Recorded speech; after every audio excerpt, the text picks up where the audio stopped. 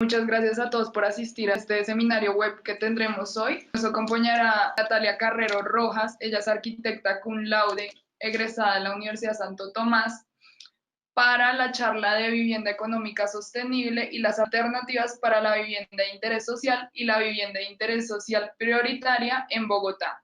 Ella también hizo un magíster en rehabilitación y ahorro energético en edificaciones de la Universidad Politécnica de Madrid, es líder del área de sostenibilidad de la Oficina 571 Arquitectura y docente de la Universidad del Bosque. Bueno, Lina, muchísimas gracias por abrirnos este espacio para poder compartir un poco de la experiencia que desde 571 tenemos en el desarrollo de proyectos arquitectónicos de vivienda de interés social y vivienda de interés prioritario, que pues tienen principios muy fuertes relacionados con la sostenibilidad. Entonces, y también muchas gracias a todos los asistentes hoy. Espero que esta charla pueda ser de su interés y pues que podamos resolver muchas dudas en el camino. Entonces, bueno, les voy a primero a contar un poco sobre nosotros. Nosotros somos una oficina que desarrolla pues, edificaciones y proyectos urbanísticos que están muy ligados con temas de sostenibilidad, bioclimática y eficiencia energética. Tenemos más de 13 años en el mercado en donde hemos desarrollado proyectos de diferentes usos, escalas y contextos, sobre todo en Colombia.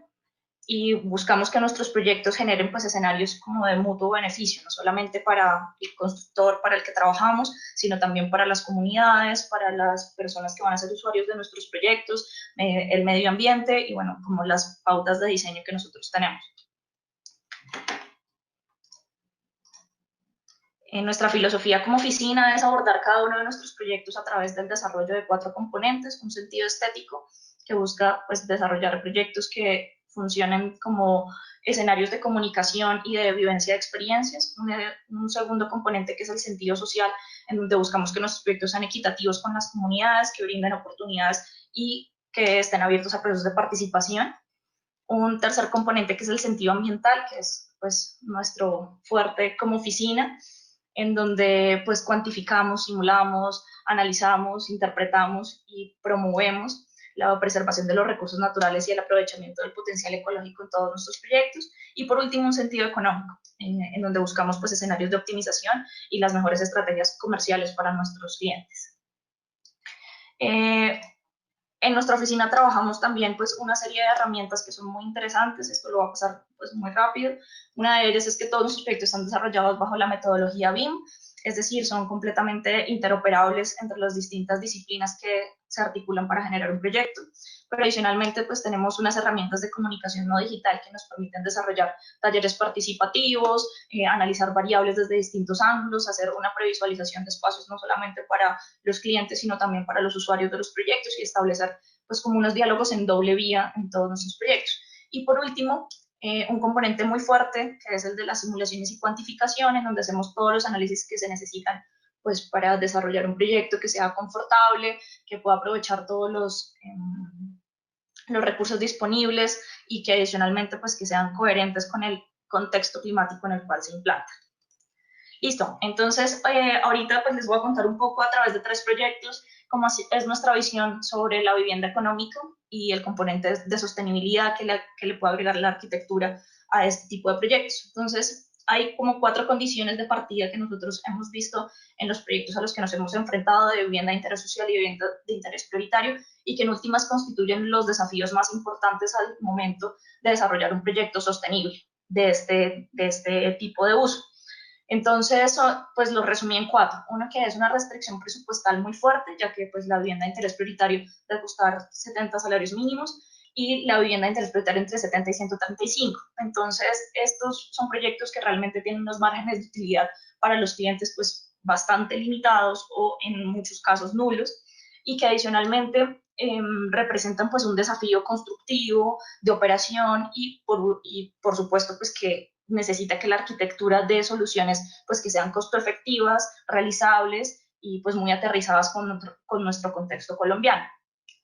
El segundo pues son las limitaciones de área por unidad de vivienda, es decir, estas por lo general son unidades de vivienda de tipologías de apartamentos en su mayoría, los que nosotros hemos desarrollado, pues que tienen una limitación de área muy fuerte, es decir, no sobrepasan los 60-65 metros cuadrados, lo cual para familias de ese tipo de, que las familias que van a ser usuarios de ese tipo de proyectos, pues hay que mediar un poco ahí en temas de diseño para poder cumplir con las necesidades que ellos tienen como usuarios, es decir, 3 habitaciones en su mayoría, 2 baños, más toda el área social y de servicios.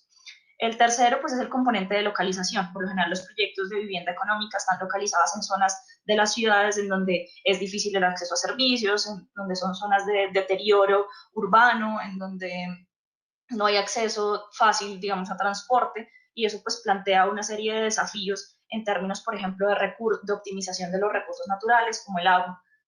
Y el último es un tema relacionado con el confort y el consumo de recursos. Muchas veces estas viviendas están pensadas simplemente como un ejercicio constructivo y de cumplimiento de un déficit de vivienda que tenemos proyectado a nivel ciudad y país, y muy pocas veces es pensado desde el punto de vista de los ocupantes y de las condiciones de habitabilidad que son necesarias para poder vivir en óptimas condiciones en esas unidades de vivienda.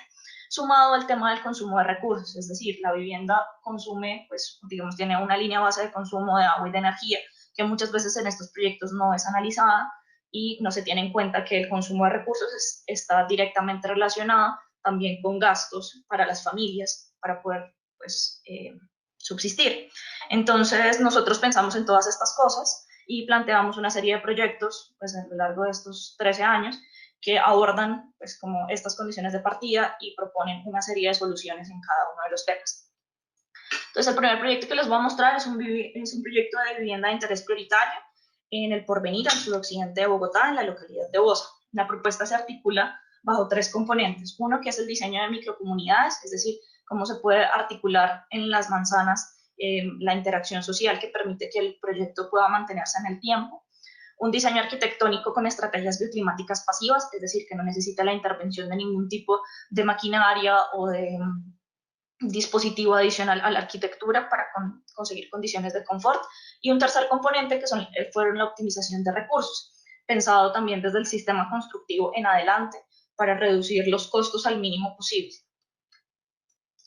Entonces, este es el proyecto. Como el marco general del proyecto, fueron 6 torres desarrolladas en esa localidad que les digo, cada una con una morfología muy particular. Este proyecto presentaba un desafío importante en términos de emplazamiento, porque las manzanas que nos fueron asignadas para el desarrollo de las unidades de vivienda eran manzanas residuales que tenían cada una un área diferente y adicionalmente eran áreas de lote muy pequeñas. Que no sobrepasaban los 400 metros cuadrados y empezaban desde los 220 metros cuadrados. Entonces tenemos que proponer, pues, una serie de tipologías de vivienda que pudieran acomodarse de manera, pues, como óptima a esa morfología de manzanas sin necesidad de tener que desarrollar un proyecto específico para cada manzana. Entonces la estrategia arquitectónica fue muy sencilla: desarrollar un patio central en cada uno de las manzanas y consolidar a través de los edificios los bordes de manzana. Esto nos permitía generar, pues, activar un poco la vida en comunidad a través de disponer de una serie de actividades posibles en esos patios, y adicionalmente permitía la incorporación de las estrategias de iluminación y ventilación natural de manera cruzada. Bueno, entonces cada uno de los proyectos que nosotros desarrollamos en la oficina está cuantificado, simulado y tenemos como una aproximación muy certera en términos numéricos, técnicos y matemáticos a lo que va a ser la experiencia de vida en estos espacios. Entonces, pues nosotros analizamos cómo se iba a comportar esos edificios y desarrollamos una tipología que permitiera el acceso de luz solar durante todo el día a los espacios, sobre todo de uso activo, en donde estaban, pues, las zonas comunes, las habitaciones y demás. De igual forma, cuantificamos la ventilación natural que era necesaria para poder habitar de manera confortable esos espacios y activar también, a través de esta estrategia que es muy sencilla, la posibilidad de que los usuarios pudieran controlar la temperatura al interior y garantizar también la renovación del aire por temas de salubridad. Cada una de estas unidades de vivienda fue analizada en términos de confort. Identificamos, pues, la franja de confort que era aplicable para este proyecto y analizamos cada uno de los espacios en donde pudimos identificar, pues, que efectivamente les estábamos dando unas condiciones hidrotérmicas aceptables y muy buenas a cada uno de los espacios, pues, sobre todo los de uso activo, las habitaciones, las zonas comunes y demás. Adicionalmente, cuantificamos cuál era la tasa metabólica y la necesidad de renovaciones de aire por hora para estos proyectos. Y simulamos una serie de escenarios posibles de ganancias térmicas por asoleamiento, por iluminación y por la ocupación misma del proyecto. En términos de optimización constructiva, entonces el proyecto propone una serie de instalaciones pues, como centralizadas e inspeccionables para el mantenimiento, en donde cada uno de los servicios está conectado a través de buitrones en altura que permiten una operación ya como muy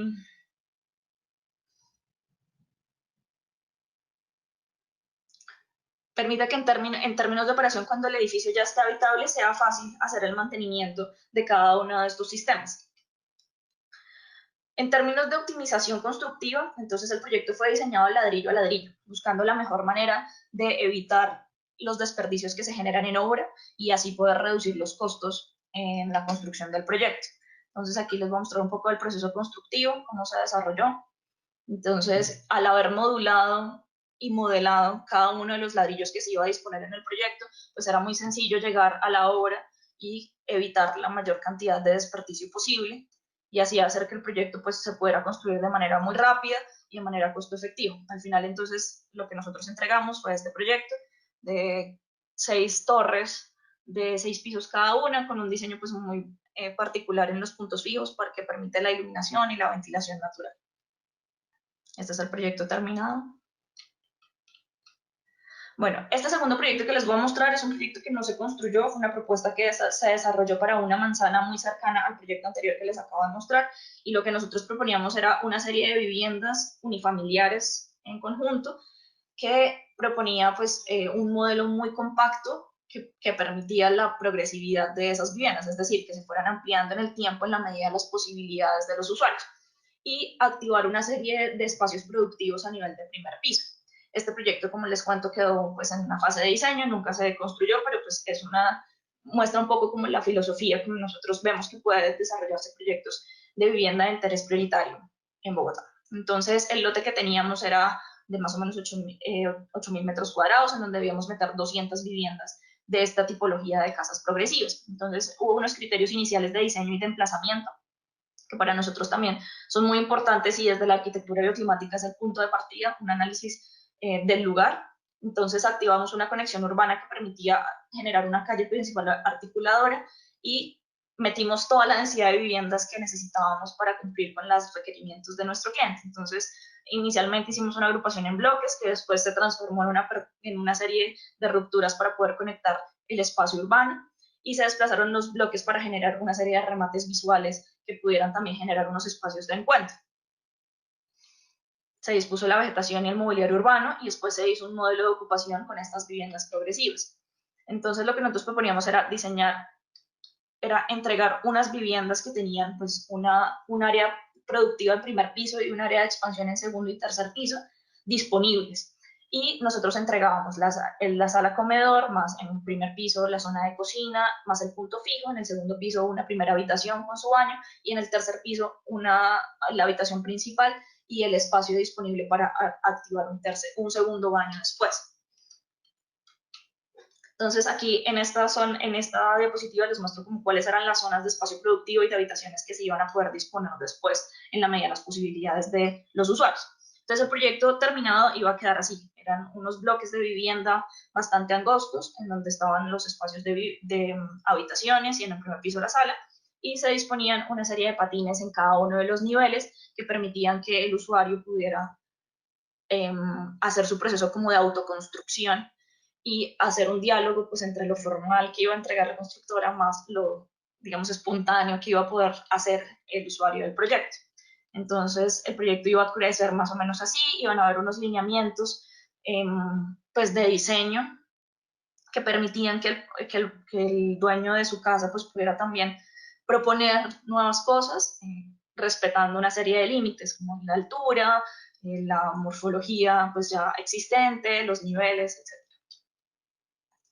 Bueno, y por último les voy a contar un poco de este proyecto de vivienda que tenemos en Guaduas, Cundinamarca, donde la propuesta está enfocada al desarrollo pues, de una vivienda social que tiene un diseño flexible, es decir, que es adaptable, mutable y que en últimas responde a las necesidades pues, de las personas hoy en día, en donde la estructura familiar se ha reconfigurado ya tantas veces, y esa idea que teníamos antes de que las viviendas tenían más o menos entre 4.5 habitantes por unidad de vivienda, pues ya no aplica para el año en el que, pues para el momento histórico en el que estamos. Entonces estas viviendas permiten no quedar obsoletas en el tiempo, sino que puedan adaptarse no solamente a los distintos núcleos de familia, sino también mutar en la medida que estos núcleos pues van creciendo o decreciendo.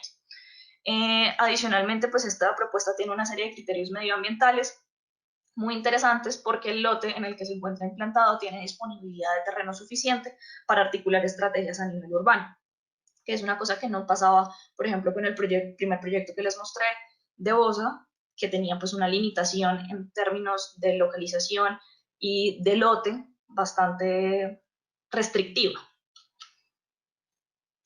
Entonces, bueno, para iniciar este proyecto lo desarrollamos con subsidio, y fue un concurso privado. Entonces, para el desarrollo de la propuesta del concurso, lo que nosotros hicimos fue primero hacer una aproximación al lote desde el punto de vista medioambiental y de la posible optimización y gestión de los recursos.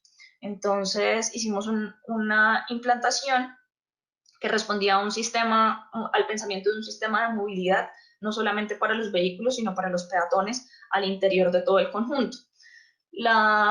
También desarrollamos un esquema de usos en donde se articula la vivienda, los espacios comunales, las zonas recreativas, unas áreas disponibles para comercio, la zona de parqueos, y dispusimos una zona de huertas que permitía pues desarrollar unas estrategias de productividad al interior del proyecto. Adicionalmente, pensamos desde el principio en el esquema de recolección de aguas, lluvias, que pudiera generar las superficies necesarias para la captación del agua y después para que ésta fuera conducida a cada una de las unidades de vivienda, y también a las zonas, para alimentar las zonas de huertos y las zonas verdes. Y por último, dispusimos de una serie de puntos que permitían la gestión de las basuras, a través de su clasificación y categorización al interior del proyecto antes de ser llevadas al perímetro del mismo para la recolección. Entonces, esta era nuestra propuesta inicial de concurso, en donde, pues como pueden ver, todas las torres tienen como una alineación, excepto una que tuvo que rotarse para poderse adaptar de manera más óptima a la topografía. Y esta implantación pues fue sometida a una serie de análisis, no solamente de soleamiento, para poder definir cuáles eran las mejores estrategias bioclimáticas que aplicaban para este proyecto, que en este caso, por ser el clima de Guaduas, pues teníamos que reducir la captación de radiación solar y de luz solar, ya que esto genera sobrecalentamiento al interior de las viviendas. Entonces, las fachadas cortas de los edificios están localizadas a oriente y occidente, son fachadas cerradas, que al no tener cristal, pues captan menos sol, y por consiguiente se sobrecalientan menos las unidades de vivienda. La torre que tuvimos que rotar, pues entonces también tuvimos que mediar con los ángulos óptimos, intermedios y aceptables que están disponibles para ese tipo de localización. Y desarrollamos una serie de análisis de iluminación que nos permitieron saber y cuantificar cuál iba a ser la cantidad de luz natural incidente en cada uno de los espacios para generar, bueno, no solamente confort visual, sino porque también esto está relacionado con la posibilidad de sobrecalentamiento de los espacios. Entonces, bueno, desarrollamos una serie de torres tipo que tienen unos espacios flexibles orientados a norte y sur, en donde se localizan las zonas comunes, sala y comedor, más las habitaciones, incluyendo la principal. Después una segunda franja en donde están los núcleos de servicios, los ductos inspeccionables, y hay una barrera como frente a lo privado y lo común, una circulación comunal, y después un bloque que en espejo pues está orientado sobre la siguiente fachada y repite el mismo sistema. Entonces, para la exploración conceptual de esta idea, de este proyecto, tuvimos la posibilidad de desarrollar algo que en vivienda de interés social y prioritario pues es muy poco común, y es desarrollar tipologías de apartamentos en plantas libres. Entonces, la estructura está pensada de manera tal que cada persona tenga la posibilidad de apropiarse del espacio que está disponible dentro de su unidad de vivienda a través de estrategias muy sencillas de diseño flexible. Entonces, este proyecto está construido en pantallas de concreto y nosotros desarrollamos pues este modelo para explicar un poco cómo funciona esto del diseño flexible. Entonces, esta es la estructura base del apartamento, en donde la zona que está hacia la parte inferior, pues es todas las zonas comunes más habitaciones, que es abierta y está disponible para que cada usuario la apropie de la mejor manera posible en función de sus necesidades. Y en la parte superior encontrarán todas las zonas de servicios, en donde pues están los ductos, y esto pues tiene una restricción de movimiento, por supuesto. Ahí están baños, cocina y la zona de ropas. Entonces desarrollamos estos módulos que son como unos módulos típicos de lo que necesita una vivienda para poder funcionar de manera óptima. Entonces eran posibilidades de no solamente de amoblamiento, sino de subdivisión del espacio con distintas tipologías de habitaciones y estudios. Entonces esta era una primera posibilidad donde el usuario podía tener pues una habitación principal, una segunda habitación auxiliar como con estudio, más sala comedor. Después había pues otra posibilidad de tener habitaciones con más camas, una que son 3 habitaciones, y bueno, en función de esto el usuario podía ir visualizando, y también el constructor pues visualizando las posibilidades que tenía esta tipología de torre. Entonces esta era un poco como nuestra aproximación al proyecto, una serie de estrategias también muy interesantes a nivel de paisaje, no solamente por el tema de las huertas, sino porque también dispusimos de zonas comunes en donde pudiera activarse este contacto con la vegetación, y ya que dado el clima de Guaduas, la estrategia fuerte para poder generar confort está relacionada directamente con la ventilación natural, pues entonces también dispusimos de zonas de celosías que permiten el paso del aire, y después de estos voladizos en las fachadas que también permiten proteger las zonas acristaladas, que son las que se presentan más sensibles a la radiación solar. Esta era un poco la vista al interior. Aquí podemos ver en la parte inferior la zona de huertas, pues unos indicadores que nosotros manejamos para disponer de metros cuadrados disponibles productivos para cada una de las unidades de vivienda, de tal manera que la copropiedad al momento de ocupar del proyecto pudiera pues disponer y generar una serie de estrategias que pudieran activar y mantener en el tiempo esos espacios. Esta era la zona del costado occidental, en donde está la piscina y pues como todas las zonas comunes del proyecto. Este proyecto actualmente está en obra. Les voy a mostrar un poquito cómo iba la obra hasta hace un mes. La verdad es que ha avanzado bastante rápido y sí se asemeja mucho a lo que nosotros teníamos en mente. Pues para este proyecto se conservaron las especies vegetales de mayor porte y pues como más importantes del lote.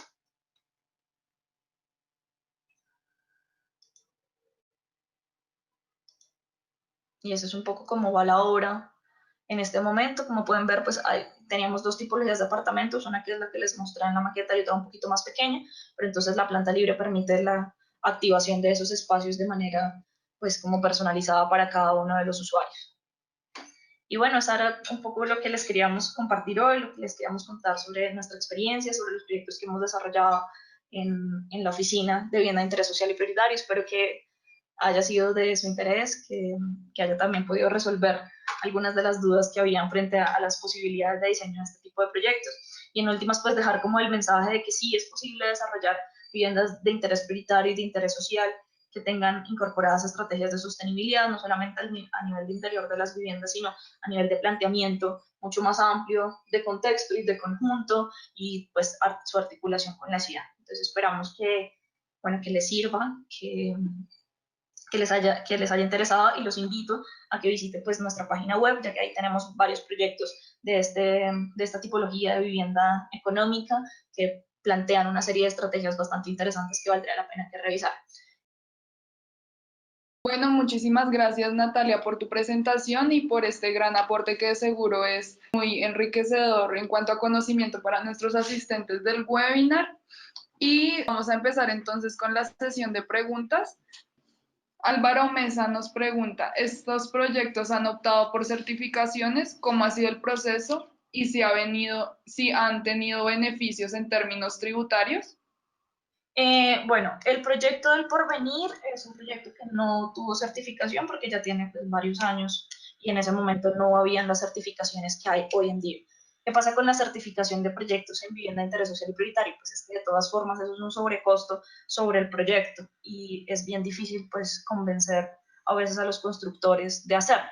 Hasta hace pues, 2 años que aparecen todos estos certificados nuevos que son para economías emergentes y que están pensados para este tipo de proyectos, como es el caso de Casa Colombia, que ahí el Consejo les puede dar toda la información. Y para el cual nosotros estamos tratando de que nuestros clientes de Mirador del Campanario, de Guaduas el último, pues lo certifique, ya que tenemos toda la documentación, hicimos todos los análisis y pues estaría disponible para certificación. De los 3 proyectos que les mostré hoy, no, ninguno está en este momento en certificación o certificado, pero si visitan nuestra página web podrán encontrar uno que se llama Guadua en la Gran Reserva en Pereira. Es un proyecto pues bastante más denso de vivienda de interés social que ya está certificado en diseño y pues pueden encontrar ahí toda la información o escribirme y yo con muchísimo gusto les comparto el link y los análisis y demás.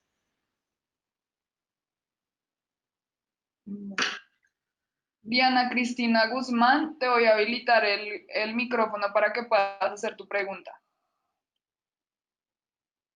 Hola Diana. Hola, ¿cómo vas? ¿Me escuchas? Bien, gracias, perfecto. ¿Cuál Mira, es tu la pregunta que yo tengo, igual la escribí también, era si en los proyectos que han realizado ellos han aplicado o han utilizado algún tipo de material sostenible, ¿vale? Y adicional a eso, como dos dudas más eran si aplicaron el tema no solo de sostenibilidad en obras, sino de sostenibilidad social, pues dentro de la comunidad. Y como último, cómo manejaron el tema de residuos en la obra. Entonces, ella explicaba cómo, pues, ya en diseño completo cómo hacer el manejo de residuos, pero no como el manejo de residuos en obra.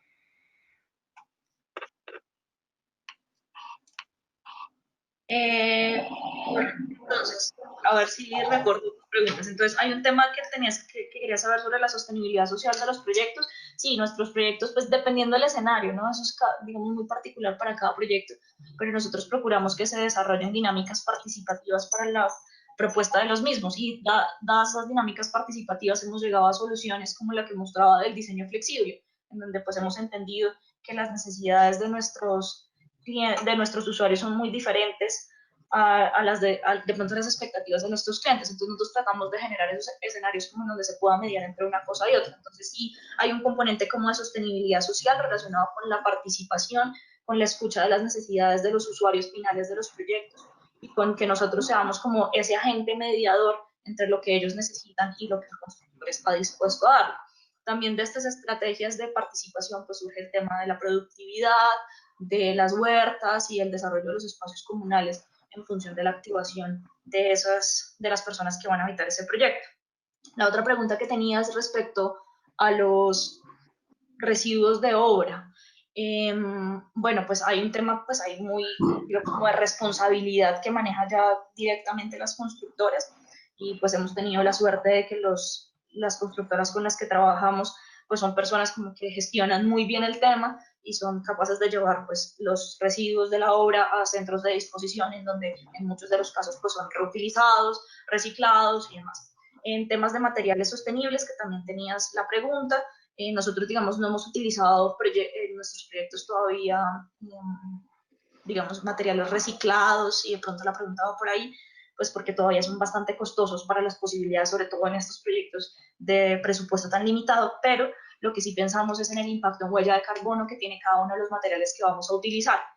Entonces tratamos siempre de promover la utilización de materiales locales, materiales de la zona, de los ladrillos de la zona, lo cual nos reduce pues un gran impacto que tiene el consumo digamos, el impacto en huella de carbono relacionado con el transporte. Entonces ahí está nuestro componente de sostenibilidad en los materiales. Marta del Carmen Ávila pregunta, ¿qué opinas, Natalia, sobre la tendencia de tener viviendas con más áreas de vidrio y cómo podemos a través de la envolvente aportar a la sostenibilidad?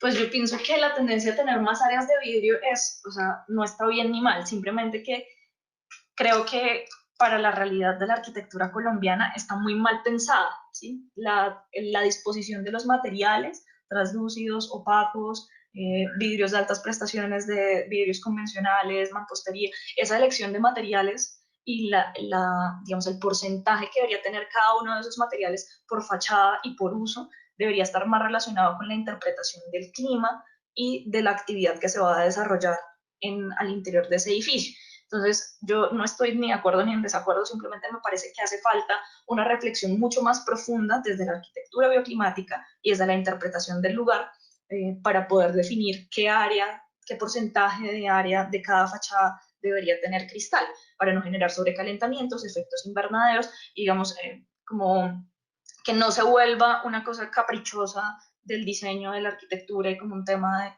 que está muy relacionado como con la identidad de los edificios y muy poco con la contextualización de nuestro clima, de nuestro entorno y de los sitios en donde se implantan los proyectos.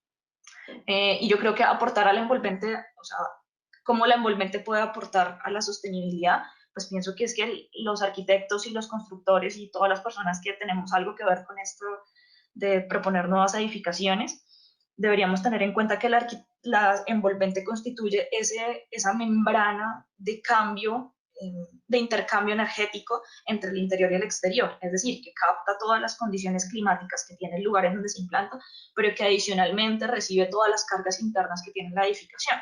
Entonces, entender a través de los fenómenos físicos la envolvente pues va a permitir generar soluciones que estén más ligadas con la sostenibilidad. Entonces hay que analizar, por ejemplo, en los edificios de mayor escala, pues el tema de puentes térmicos, de transminancias térmicas, de las propiedades físicas que tiene una envolvente para contener y también para mediar entre el interior y el exterior.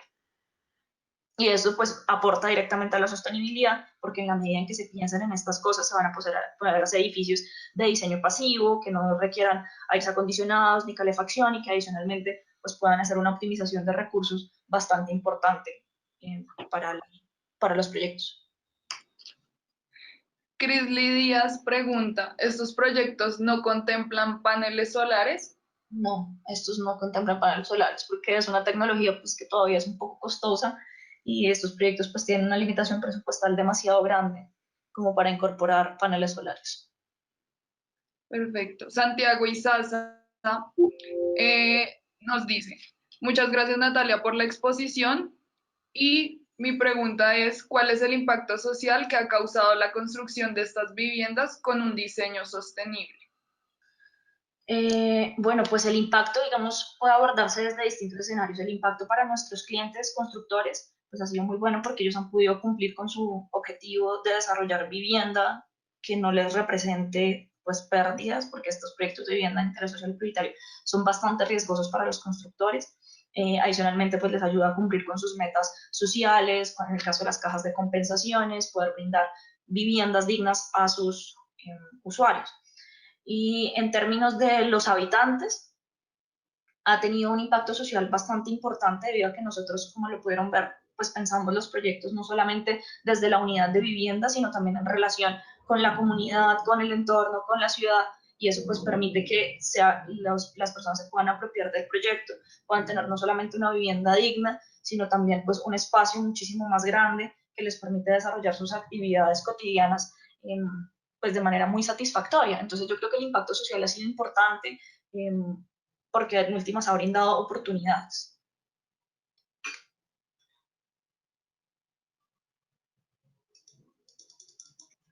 La siguiente pregunta es de Julia Andrea Izaza y es, ¿cómo garantizan la disminución de recursos de agua y energía durante la operación del proyecto? No solo desde la iluminación natural.